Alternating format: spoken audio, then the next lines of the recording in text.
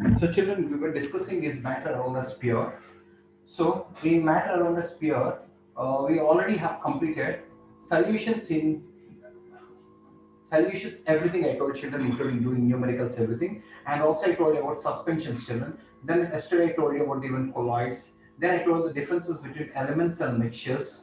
And also I told the differences between metals and non-metals. Today we will see some of the separation techniques, children. We have almost 6 to 7 separation techniques are there, children. 2, 3 separation techniques we will study here. First one, first separation technique, children. Children, first separation technique.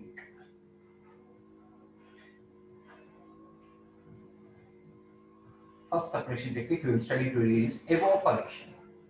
Very, very easy one, children, evaporation. So you might have seen this is just to separate. This principle is used to separate. This is just used to separate solute from solvent. That's it. This is used to separate solute from solvent. Very, very easy technique, children. This method is used to separate solute from solvent. How do you do this? Okay, some examples we will discuss. Some of the famous examples. Children, you all know salt is prepared from seawater. Salt is prepared from seawater. So what they will do is, children, seawater they will take and they will make large, decantation, like big, big pits they will do, and they'll put all the seawater here. What happens? Because it is exposed to sunlight, what happens? All the water undergoes evaporation, leaving behind rock salt, and later it is purified. That is different issue. Here we have shown that salt can be prepared from seawater. No, sir. This is okay. We can also do, children. Take a salt water.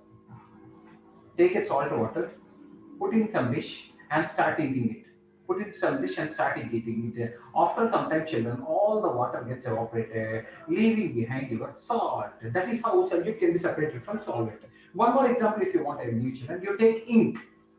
Take in watch glass. Take in watch glass ink.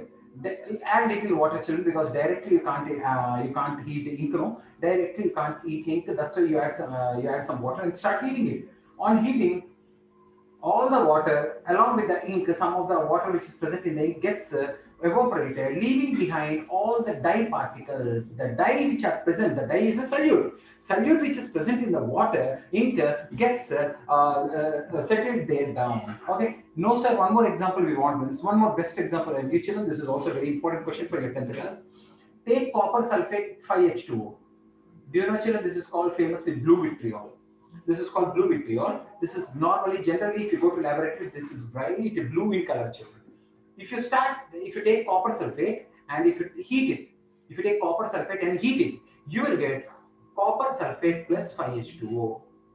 Means all the water which is present undergoes evaporation, leaving behind copper sulfate. The entire blue substance now it becomes white. Blue copper sulfate changes into white color. Why? Because of loss of water of crystallization. What is this called? Water of crystallization. Why blue copper sulfate becomes white copper sulfate on heating? Means in exam you should write due to loss of water of crystallization. Due to loss of water of crystallization. Due to loss of water of crystallization. Of course, if you take CuSO4 and expose it to the atmosphere, after some time, it will take moisture from the atmosphere and again becomes blue. That is different issue. Here I want to show you how solute is separated from the solvent. So children, in all these cases, the water or whatever is volatile liquid is getting evaporated on heating or because of sunlight, leaving behind your solute. So mainly evaporation technique is used to separate solute from the solvent. This is evaporation technique, children. Some of the famous things here we have discussed. Okay, children, please remember. And even children, normally if you go to in your houses, your mothers or grandmothers, they will be drying some food items in the sun. They'll be drying some food items in the sun, children. Do you know what is the science behind drying, children?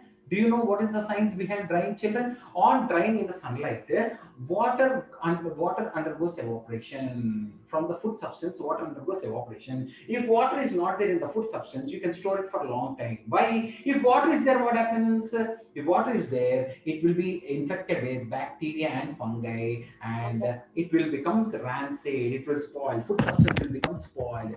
This is drying. Drying in the sunlight is also is method of evaporation. What we are evaporating, we are making the evaporation of water. Why? If water is there in the food substance, bacteria and fungi starts growing in this food substance in presence of fungi, water. Children.